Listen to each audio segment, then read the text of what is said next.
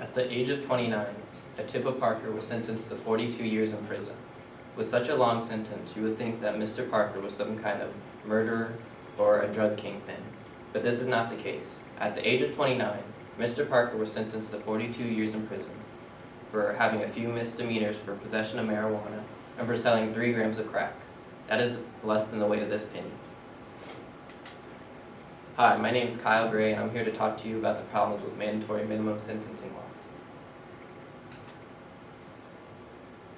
My thesis is, repealing mandatory minimum sentencing legislation will return the power to sentence to judges, resulting in a decrease in the prison population and a reduction in inequality in the justice system.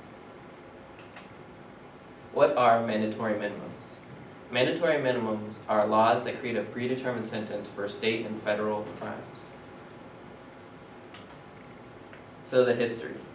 Throughout our country's history, we have had mandatory minimums, but this only started to become a problem during the 1980s. Originally, the laws were only for the harshest of crimes, such as murder and treason. But during the 1980s, under the Reagan administration's tough on crime era, they started to apply to more things such as drugs and many other things. Some of the things created during this tough on crime administration was the Anti-Drug Abuse Act of 1986. This created many of the mandatory minimums that we use today. Also under this era was a law that created a 100-to-1 ratio of convictions for crack to cocaine, meaning that someone with 500 grams of cocaine got the same amount of jail time as someone with 5 grams of crack. This had a major effect on who went to prison, as cocaine was more prevalent in richer, wider communities, while crack was more prevalent in poorer minority communities. Since that time, the ratio has been reduced down to 18-to-1, but this has still created great inequality on who's sent to jail. So the prison population. The U.S. has more prisoners than any other country in the world. We have 5% of the world's population, but 20% of the world's prisoners. This isn't due to higher rates of crime, but due to the fact that people in the United States serve longer prison sentences. So someone who was convicted for cocaine possession during the 80s might still be in jail, while if they were convicted for the same crime, say in France, they would most likely be out of prison. This also has a great effect on the poor, these laws, because when someone is able to hire an adequate defense attorney, they usually can get their punishment reduced to, say, a lesser charge, but someone that cannot has to usually face the mandatory minimum and usually has to plead to a crime with harsh sentences. As you can see here, the prison population stayed mostly steady throughout our nation's history, but during the 70s and 80s when these laws were created, the prison population skyrocketed, and since then, it has created an 800% increase in the prison population.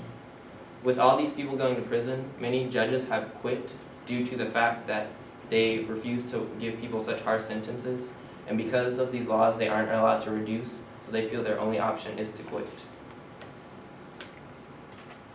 So now I'd like to go over an example of how a mandatory minimum sentencing law works.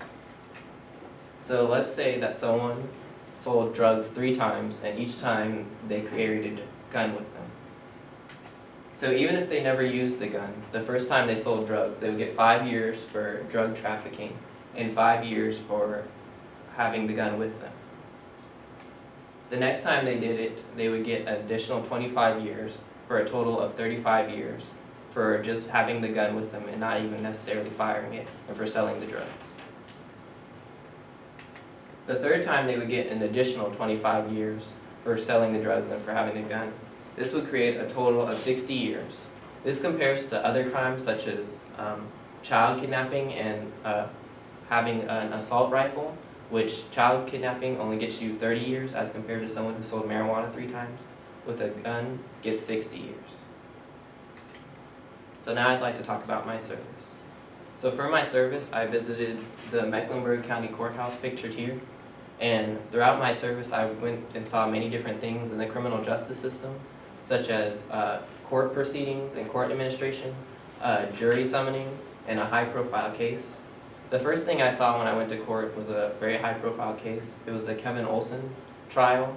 He was accused of sexually assaulting his girlfriend. And during that, the first day I went, I was kind of lost on where to go. And so I asked a bailiff which way I should go, and he pointed me towards that. And it was a very sharp contrast between what you can see in court and what you can see like on the news. Because when I was in court, I was able to see the victim's face and hear her voice and everything. But if you go home and watch the news, they'll have her blurred out and everything, even though just anybody can walk into the courthouse. So the next thing I saw was a jury summoning. During the jury summoning, I learned a lot about what they want in a jury, or like in a jury member, and what gets you out of court. Usually the people that got out of court were those who had prior experiences with the justice system and who had a negative experience, like one man who was sent home because his son was arrested and sent to prison, and another woman who felt the justice system had failed her after it refused to convict her husband for vandalizing their home. And the last thing I saw was court administration. The court administration is where someone goes and they ask for a reduction in bond, and they plead guilty or not guilty to crimes.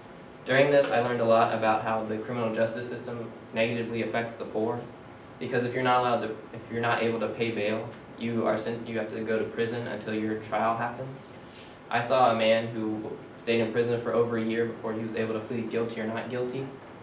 And during that whole time, he didn't get to see his family, and during that time, his family moved all the way to Texas, and he had to wait nearly a year before he could plead and get out and go join them in Texas.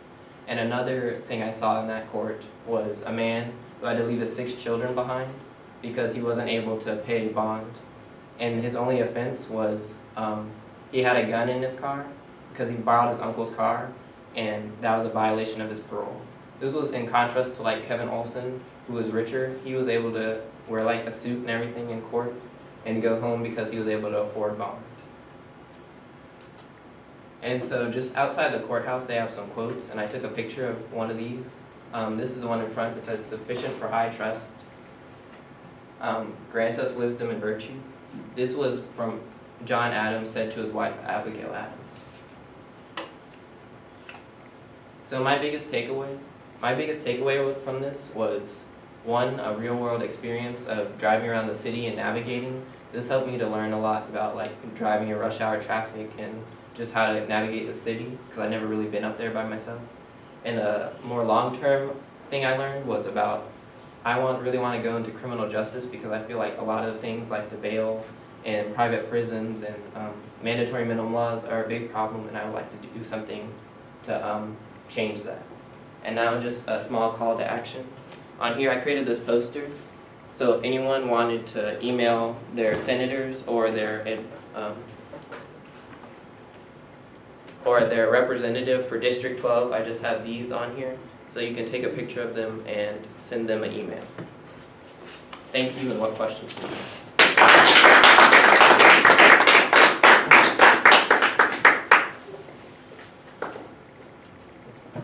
With being done with your senior exit now, do you feel more prepared for life? Yeah, like I said before, I learned a lot about like navigating in the city and like driving in traffic, and this helped me like work on my time management and stuff like that.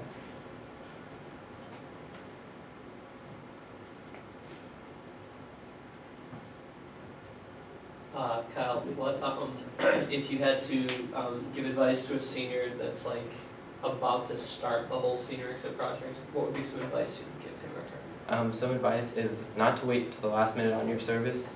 Like I know mine, I could only go after school Mondays through like Thursday, and that's only for 2 hours at a time. And so if you waited till the last minute, you really couldn't get a lot of hours in all at once.